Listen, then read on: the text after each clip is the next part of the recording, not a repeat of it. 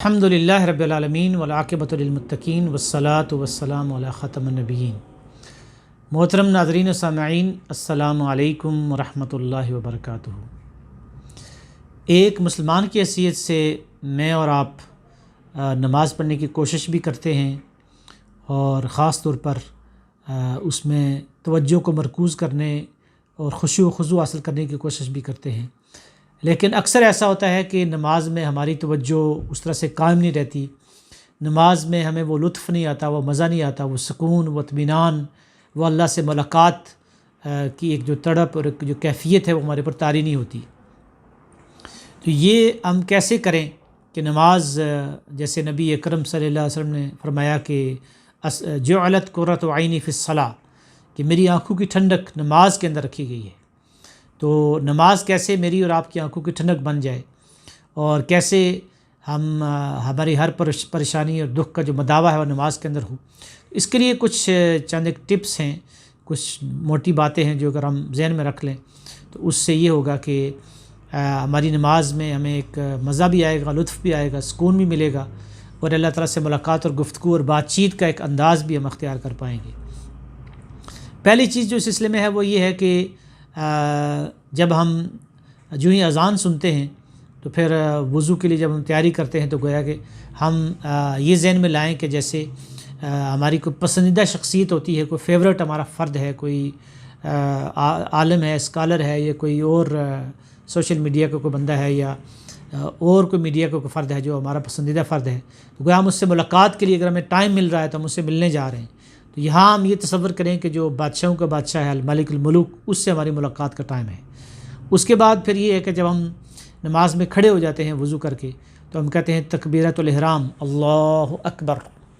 تو اس میں اس کے ایک معنی تو یہ ہے کہ اب گفتگو کرنا، بات چیت کرنا، کھانا پینا حرام ہو گیا ہے، لیکن دوسرے اس کے ہاتھوں کے اٹھانے کے ایک معنی یہ ہے کہ میں نے اپنی جتنی بھی مصروفیات ہیں، جتنی بھی میری توجہ تھی، ترجیحات تھی، وہ ساری میں نے اپنے ہاتھوں میں مسل دی ہیں، چاہے وہ میرا کاروبار ہو، میرا بزنس ہو، میری اپائنٹمنٹس ہوں، میری ایجوکیشن ہو، میرے جو ہے نا دیگر جو معاملات ہوں، میری گاڑی ہو، بنگلہ ہو، کوٹھی ہو، سب میں نے ہاتھوں میں مسل کے پیٹھ کے پیچھے پھینک دیا ہے۔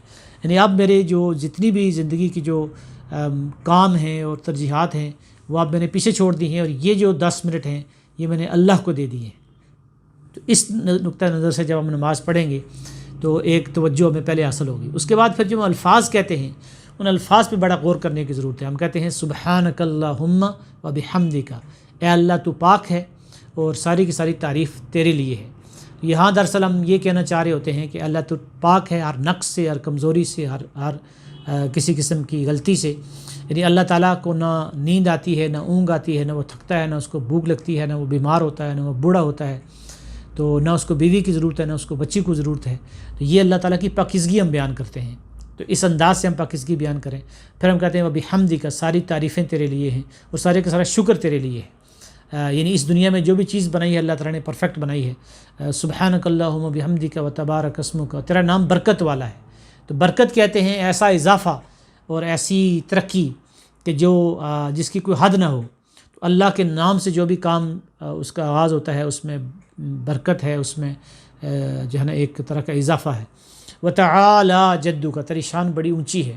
تو اللہ تعالیٰ عرش کے اوپر متمکن ہے، اور پہلا آسمان سے لے کر دوسرے، تیسرے، ساتویں آسمان تک ہم توجہ لے کے جائیں اپنے تصور میں، خیال میں، کہ اس کی شان اتنی بلند ہے کہ وہ عرش کے اوپر ہے۔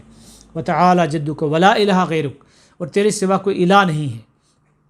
الہ کے بہت سارے معنی ہیں عربی زبان میں، لیکن عام طور پر یہ آسان معنی یہ ہے، عربی میں کہتے ہیں الہ الابل، اونٹنی کا بچہ جو ہے وہ جب اس کو بھوک لگی یا اس کو خطرہ محسوس ہوا کسی درندے کے حملے کا، تو وہ بھاگ کر اپنی ماں کے پاس آ گیا، تو اس کو کہتے ہیں الہ الابل۔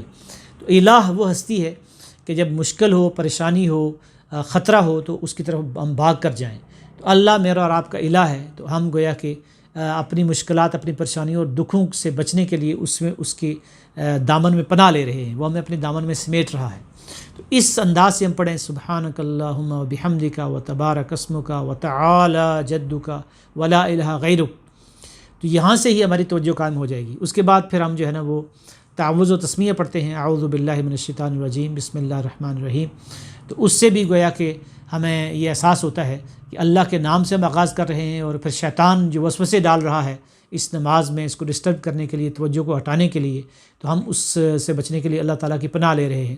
تو یہ ایک بنیادی باتیں ہیں چند ایک، اگر ان پہ عمل کر لیں تو ہماری نماز میں خشوع و خضوع اور توجہ اور اطمینان اور سکون اور راحت اور چین مل سکتا ہے، اور یہ ہماری راحت نماز ہماری آنکھوں کی ٹھنڈک بن سکتی ہے۔